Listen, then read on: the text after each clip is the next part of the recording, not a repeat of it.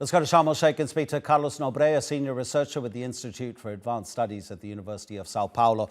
Carlos, really, thanks so much for staying up late to talk to us. We're going to have to be succinct. What are the most important agreements that have to be made here at COP27? Well, good evening to all. I think, this is the greatest challenge humanity has faced. COP26 set these targets, 50% reduction of emissions before 2030, and we are not seeing the planet moving in that direction. So therefore, we hope COP27 countries will be more committed and also developed countries, rich nations will raise this Green Climate Fund to induce most developing countries also to go in that direction and quickly move towards renewable energy and also reduction of emissions from agriculture and deforestation. So that's, I would say, a goal of COP27. And also a second one, perhaps, although people have doubts about it, whether the fund for losses and damage, that more than 1 billion people in the world deserves that, like Africa, 4% of global emissions and terrible impacts of climate extremes in Africa. So perhaps COP27 will finally draw the conclusions for the creation of an important fund for losses and damage.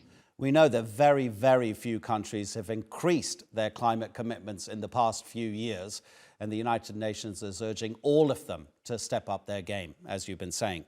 How important is it to stop the extraction of fossil fuels? Not just in the previous COPs, they've been talking about reducing the use of fossil fuels, but not the extraction of fossil fuels. And we see all over the world new tenders, governments offering new tenders for the extraction of fossil fuels. When will that end? Yeah, that's a big challenge. And the Ukraine war really created conditions for countries to prolong the use of fossil fuel, to go back to using coal. So this is the big challenge, because today renewable energy is doable, is possible. In most of the countries in the world, renewable energy, solar, wind, other renewable energies are cheaper, doable. Why we are not moving much faster towards renewable energy? I think it's because the fossil fuel exploration and industry is 17% of global GDP. So they are politically, economically very, very powerful. So we have to change that. Yeah, you may well have hit the nail on the head. And that leads on to another question. We know that about 100 companies in the world account for most of the global pollution and emissions. Governments around the world and these big businesses have been pushing on to individuals, all citizens of the world, to take personal responsibility, to stop using plastics, for example, or to change a little bit of their lifestyle to help the planet. Do you think that's actually been some way for them to try to distract us from their own responsibilities? Because at the end of the day, Carlos, small actions by individuals are going to do something, but surely the biggest actions are down to governments and these huge corporations.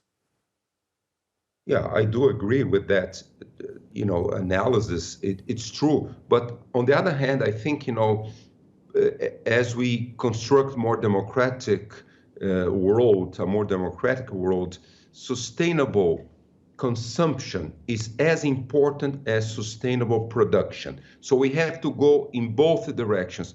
Only demanding big companies, or one of these 100 companies, it will not work. I think consumers should become very responsible, and that they should demand zero emissions in all economic activities. So those two things have to work together. But I think consumers are very important to put political and economic pressure towards net zero emissions.